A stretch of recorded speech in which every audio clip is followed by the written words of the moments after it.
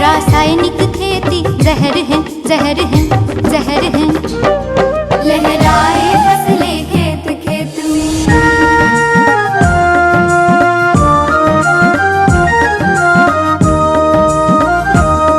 हम करेंगे जैविक खेती जो पौधों को जीवन देती, सबको सात्विक अन्न मिले, स्वस्थ बने मन खिले खिले।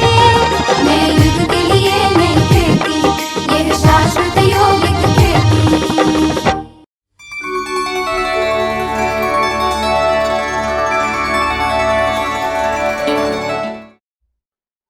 नमस्कार, शाश्वत यौगिक खेती शो में एक बार फिर से आपका स्वागत है।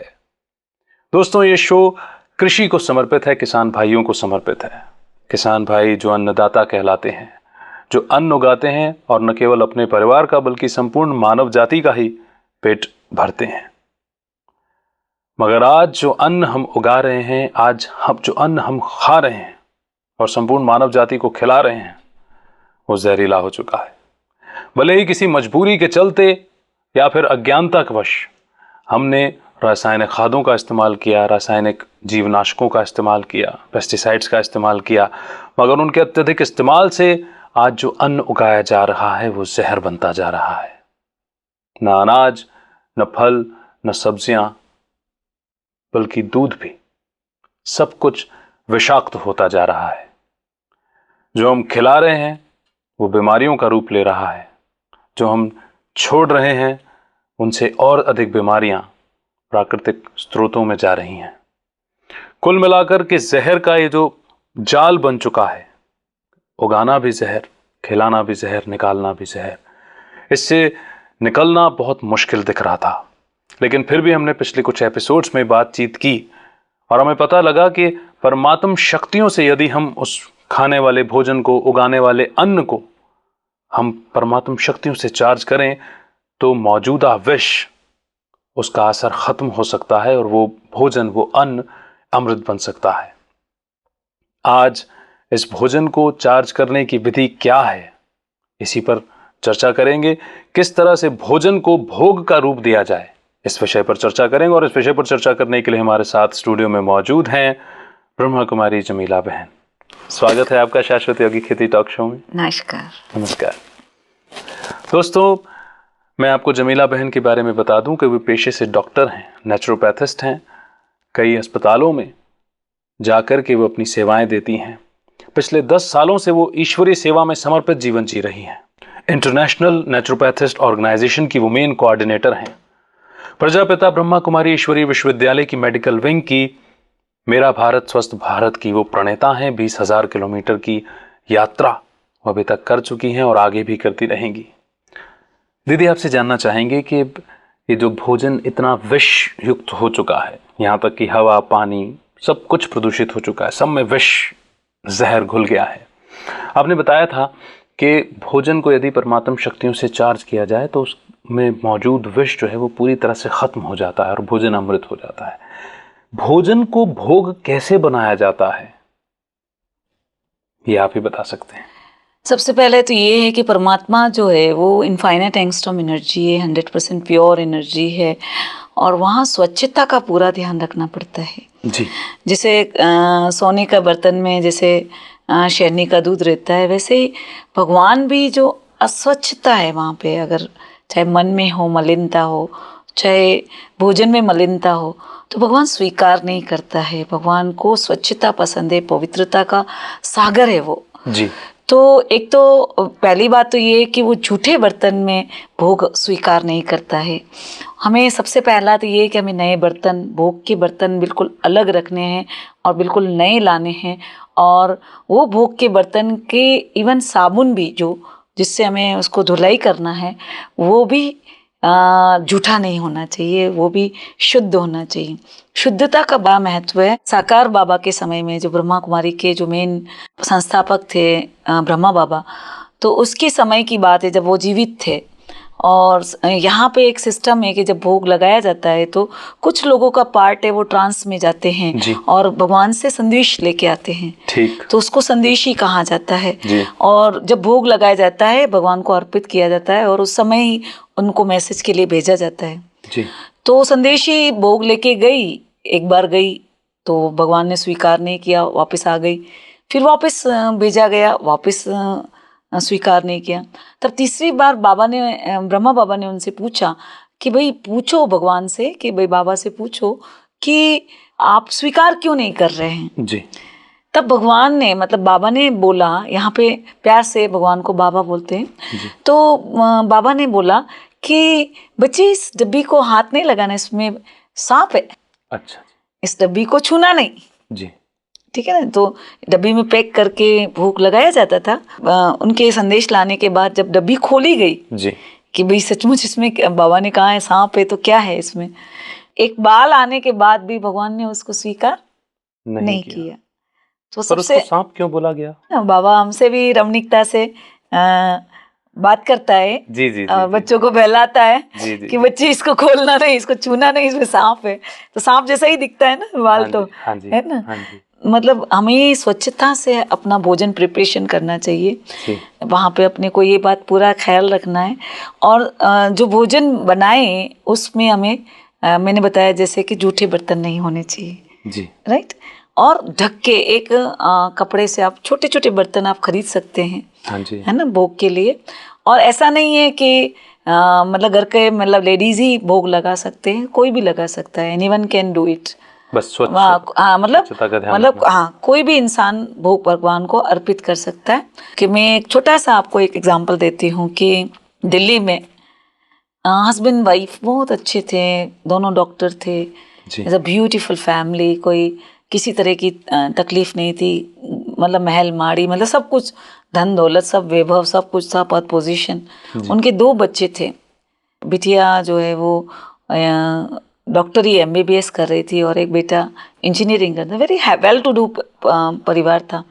मगर एक छोटी सी नाकामी, आजकल आप देख रहे हैं सभी का इमोशनल इम्बैलेंस बहुत ज़्यादा है, और एक छोटी सी नाकामी भी बच्चे बर्दाश्त नहीं कर पाते हैं, मतलब इतना अपने में ताकत नहीं रही। तो बिटिया को सिर्फ गायनी में एडमिशन नहीं मिला जी, मनचाही मेडिकल फील्ड में एडमिशन। हाँ यस, सिंपल, ऐसा कोई इतना कोई बड़ा कारण भी नहीं था, मगर उस बेटी को इतना फीलिंग में आ गई और इतना इमोशनली उसको अपनी लाइफ में ऐसा मतलब महसूस किया कि मतलब जैसे मेरे साथ बहुत बुरा हो गया, मतलब मेरे साथ डिप्रेशन में आ गई। हाँ डिप्रेशन में आ गई। और घर आके जैसे ऊपर नीचे फ्लैट होता है, तो उसने क्या किया, चुन्नी लगा के आत्महत्या कर ली जी। यहाँ मम्मी उसकी वाइफ मतलब उसकी मम्मी जो है वो इंतज़ार कर रही थी कि कब बिटिया आए और मैं उसको खाना दूँ।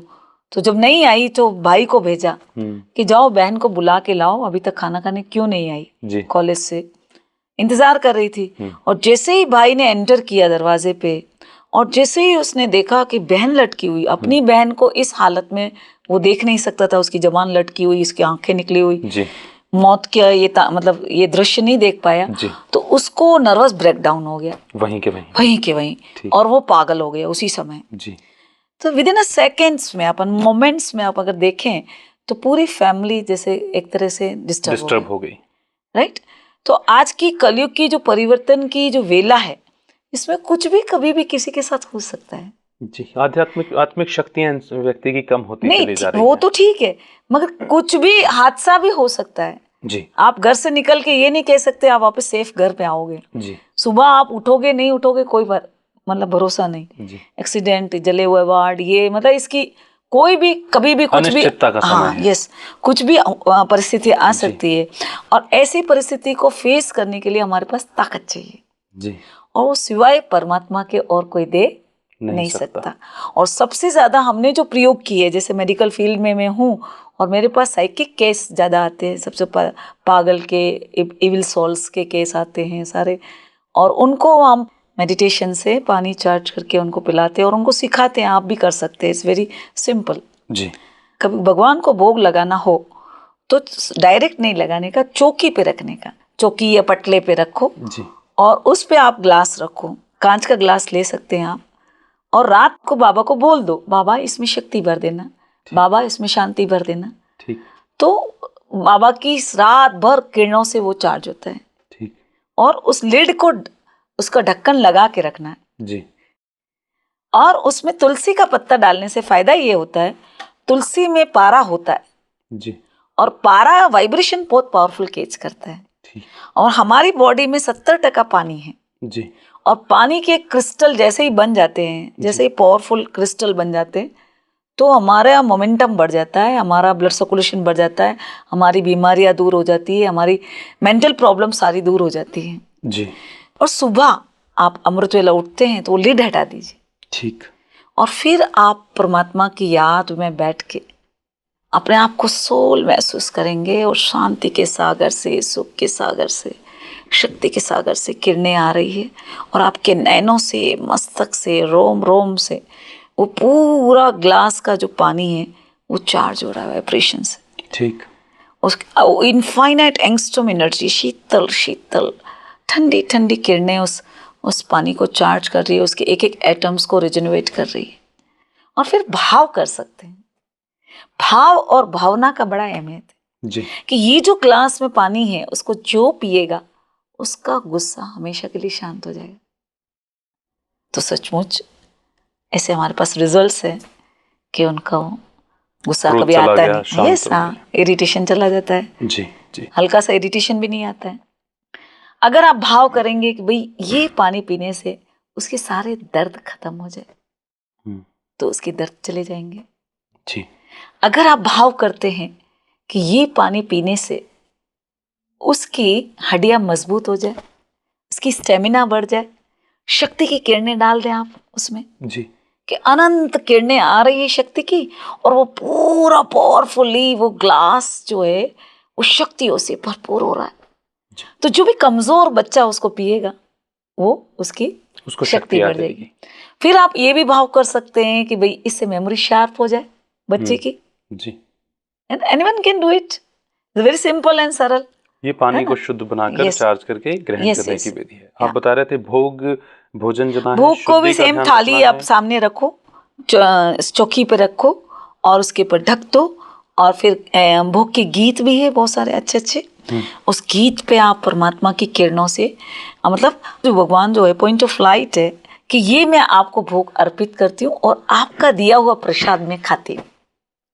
और जैसे ही उनसे शांति की किरणें, सुख की किरणें, प्यार की किरणें उसके नैनों से, मस्तक से, रोम रोम से वो किरणें उसमें पड़ती है और वो भोजन का कण कण शक्तिशाली हो जाता है। और फिर वो जिसको भी खिलाते हैं उनके अंदर परिवर्तन आता है। जैसे मेरे अंदर ड्रास्टिक चेंज आया जी, है ना, मेरे अंदर जो बुराइयां थी वो सब फिनिश हो गई। तो मैं एनीवन कैन डू इट। और ऐसा मैं अकेली नहीं हूँ, हमारे यहाँ ऐसे ड्रग्स के ऐसे हजारों लाखों हमारे पास ऐसे एग्जाम्पल्स हैं जी, जो ड्रग्स में मतलब पूरी पूरी रात डूबे रहते थे, शराब में डूबे रहते थे और उनकी पूरी लाइफ चेंज हो गई। गुस्सेल थे, काफ़ी चाकू मारते थे, ऐसे ऐसे सब कुछ था। तो इसलिए भोग का बड़ा महत्व है। और एक और हम आपको बात बताते, समाज में बहुत नेगेटिविटी है, जरा सा भी किसी को ईर्ष्या हुई तो एक दूसरे को तंत्र मंत्र करते हैं। तो इन सब से भी हम प्रोटेक्शन होता है हमारा। अगर हम चार्ज करके, तो अगर उस पर कुछ किया हुआ भी होगा तो वो वैनिश हो जाएगा जी, क्योंकि परमात्मा की इनफाइनाइट एंगस्ट्रॉम एनर्जी के आगे कुछ भी नहीं चलता। जी, किसी भी मंत्र विद्या का उस पर मतलब इफेक्ट नहीं होता है। तो इसीलिए हमें अपनी रक्षा बहुत जरूरी है।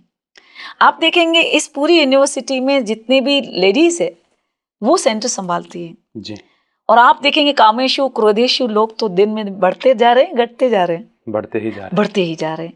तो हमें अपनी रक्षा करनी है जी, है ना। हमें इन सारे एनवायरमेंट में भी रहना है और गांव-गांव में जाके सेवा भी करनी है जी, और हमें अपना प्रोटेक्शन भी चाहिए। बिल्कुल। तो इसलिए ये हम भोग लगा हुआ खाना खाने से हम इतने शक्तिशाली हो जाते हैं कि आप देखोगे अकेली बहनें सेंटर पे संभालती है, उसको कोई आंच नहीं आती जी, क्योंकि परमात्मा सर्व शक्तिवान उसका रक्षक है और वो इतनी पावरफुल हो जाती है कि किसी भी इंसान की कुदृष्टि उन पर नहीं पड़ती है, सब उसको सम्मान देते हैं। जी, और दूसरा, हमें भूख लगा के खाने से हमारे सारे दुख दूर हो जाते हैं और मैंने जैसे बताया कि जो हमारी तबीयत कैसे ठीक रहे, तो ये भोग का महत्व है। और दूसरा आपको हम बता दें, भोग का ये महत्व है कि चारों काल में, सतयुग, त्रेता, द्वापर, कलयुग में, जब भी आप भगवान को आपने भोग अर्पित करके आपने खाना खाया, तो आप कब गरीब नहीं रहेंगे जी, धन धान्य से भरपूर रहेंगे। सभी आप देखोगे धर्म में कि इसकी भोग की बड़ी इम्पोर्टेंस है, बहुत महत्व है। चाहे हम मुसलमान में हम फातिहा दरूद बोलते हैं जी या आप में भोग बोलते हैं, जी, है ना, तो इसकी बड़ी इम्पोर्टेंस है। और वो जो कण कण है वो एकदम आलोकित हो जाता है, पावरफुल हो जाता है। और जो भावना से हम उसको भोग लगाते हैं, जितना शुद्ध। मैं आपको एक सच्ची घटना सुनाती हूँ कि एक भाई मिलिट्री में था और वो यहाँ पे आया ब्रह्मा कुमारी में। उसने ऐसे सुना जैसा अन्न वैसा मन जी, और जब वो घर गया तो घर में उसकी बीवी गुस्से में खाना बना रही थी। तो उसने कहा कि ब्रह्मा कुमारी ने कहा है, चलो मैं चेक करता हूँ उनकी बात सही है या नहीं है। तो उन्होंने कहा आप अपना खाना पैक कर दो, मैं फार्म हाउस पे जाके खाऊंगा। ठीक है। ऐसा करके उनसे ले लिया। हाँ और वहां जाके उसने अपने नौकर को बुलाया। हाँ, और बुला के उनको बोला तू बैठ के ये खाना खा ले। ठीक है। ठीक है, उसने नहीं खाया। ठीक है। और फिर उसको वॉच करने लगा हाँ, कि अब इसके ऊपर क्या इफेक्ट आता है। ठीक है। उसने देख लिया था कि गुस्से में बना हुआ है भोजन, जी, राइट। तो जैसे ही उसने खाया, वो नौकर भी चालू हो गया अपने बच्चे पे, बीवी पे, क्रोध करना हाँ, शुरू कर गुस्सा दिया। चालू हो गया। जी, सही कहा।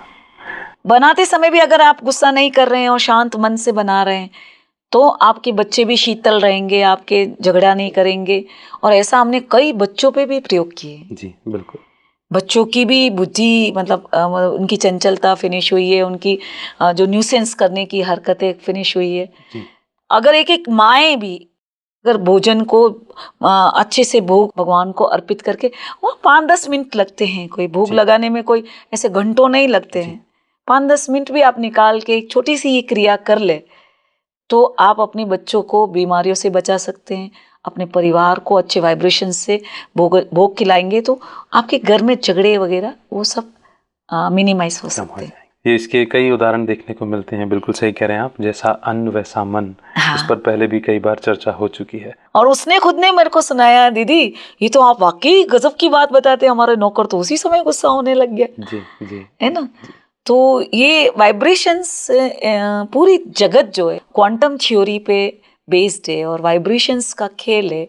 और आप कहते हो स्वर्ग आ जाएगा, स्वर्ग आ जाएगा, स्वर्ग अपने आप नहीं आएगा। You are the antenna, you catch the energy from supreme and spread the energy. हम ही वो शक्ति हैं जो परमात्मा से एनर्जी खींच सकते हैं। जानवर ये शक्ति नहीं खींच सकता। जी। तो जैसे ही हम और उस नूर इलाही से वाबिस्ता होते हैं, उस नूर में हम नूरानी बनते हैं। और जितना हमारे नैनों से, हमारे मस्तक से वो नूर बरसता है, जैसा जितना जितना हम नूरानी बनते हैं, हमारे बोल में, हमारे नैनों से, हमारे ऑरा से, हमारे एक एक अंग से शांति की किरणें, सुख की किरणें, प्यार की किरणें, आनंद की किरणें, तो ये पूरी धरती के 5 तत्व रिजेनोवेट हो जाते हैं। जी। और मैंने तो इसका बहुत ही साइंटिफिकली बहुत इफेक्ट इसका महसूस किया है। जी। और पानी चार्ज कर करके मैंने काफ़ी पेशेंट्स को हीलिंग में उसमें मदद मिली, उनको जी। काफ़ी राहत मिली है, काफ़ी दर्दों में राहत मिली। तो मिरेकल्स जैसे मेरे साथ जीवन में केसेस हुए हैं और काफ़ी ड्रास्टिक रिजल्ट मिले हैं। तो न सिर्फ हमारे 5 तत्वों का शरीर ठीक होता है, बल्कि पूरी प्रकृति के 5 तत्व भी पावन हो जाते हैं। तो ये धरती अभी रहने लायक नहीं है, पानी पीने लायक नहीं है, हवा सांस लेने लायक नहीं है, तो ये अपने आप चेंज नहीं होगी। जी। आपको इबादत करनी होगी। बिना आप डिवाइन हुए आप ना भोजन को शुद्ध कर सकते हो, ना खेती को शुद्ध कर सकते हो, ना पूरी कायनात को बदल सकते हो, ना इंसानों को बदल सकते हो। जी, बिल्कुल। ठीक है, जहर हो गया, अब उसको चेंज करना आपका फर्ज है। हमने ही इसको अभी जहरीला बनाया, अभी हमको ही इसको वापस शुद्ध बनाना पड़ेगा। जी, तो बहुत अहम जानकारी आपने हमको आज भी दी कि किस तरह से भोजन को भोग बनाया जाता है और भोग बनाते वक्त किस तरह से बाह्य शुद्धि और स्वच्छता का ख्याल रखना चाहिए, उसी तरह से मानसिक विचारों की शुद्धि का भी ख्याल रखना चाहिए।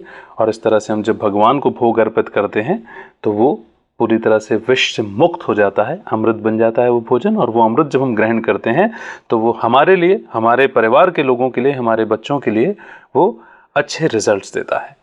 अब मैं अपने तमाम दर्शकों की तरफ से जमीला दीदी आपका शुक्रिया अदा करता हूँ। आप अपना कीमती समय लेकर के आए और हमको बहुत महत्वपूर्ण जानकारी दी। बहुत बहुत शुक्रिया। नमस्कार। दोस्तों, सबसे पहले जमीला बहन ने हमको जो कुछ भी बताया है इस पर आइए एक शॉर्ट फिल्म देखते हैं।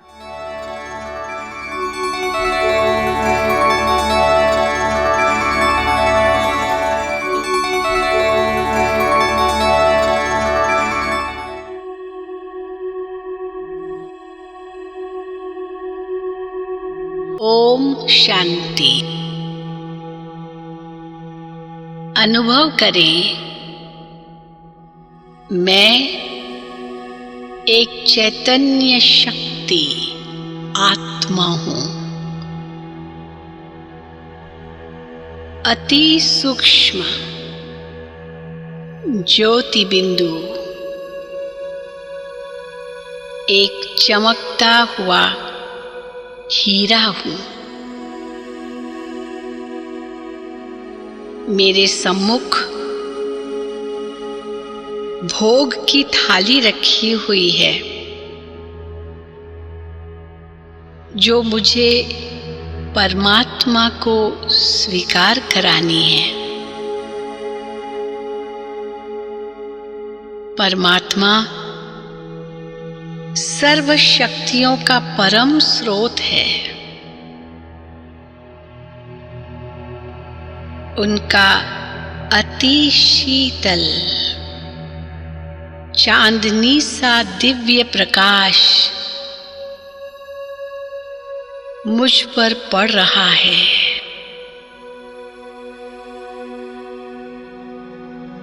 मैं दिव्य आत्मा प्रकाशवान हो रही हूं।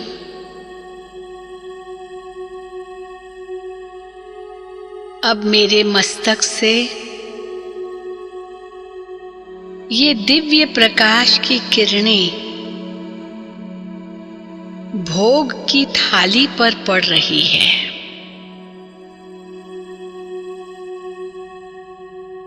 परमात्मा से बातें करें। हे मेरे प्यारे परम पिता, मैं आपको दिल से यह भोजन अर्पित करती हूं।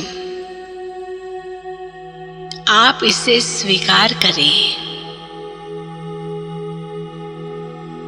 अनुभव करें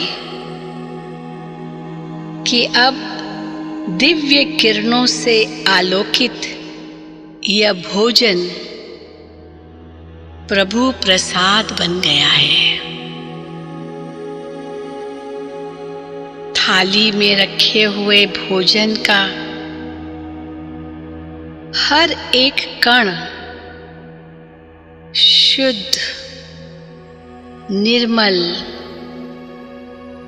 शक्तिशाली होता जा रहा है। मन में यह भाव जागृत करें कि जो भी यह भोजन स्वीकार करेगा उसके सारे कष्ट दूर हो जाएंगे। उसका चित्त शांत हो जाएगा। इस भोजन को स्वीकार करने वाला स्वस्थ हो जाएगा। ओम शांति।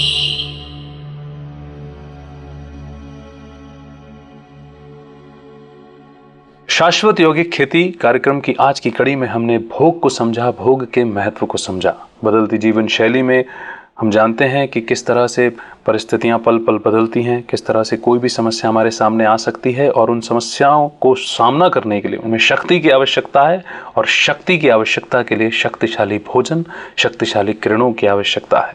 हर धर्म में अपने अपने तौर पर भोग का महत्व समझाया गया है। आज हमने उस महत्व को बहुत अच्छे तरीके से आध्यात्म के दृष्टिकोण से समझा। मैं समझता हूँ आपको ये कार्यक्रम ज़रूर पसंद आया होगा। आज के कार्यक्रम में इतना ही। अगली कड़ी में एक नए विषय के साथ आपके बीच में फिर से हाजिर होंगे। तब तक रखिए अपना बेहतर ख्याल। नमस्कार।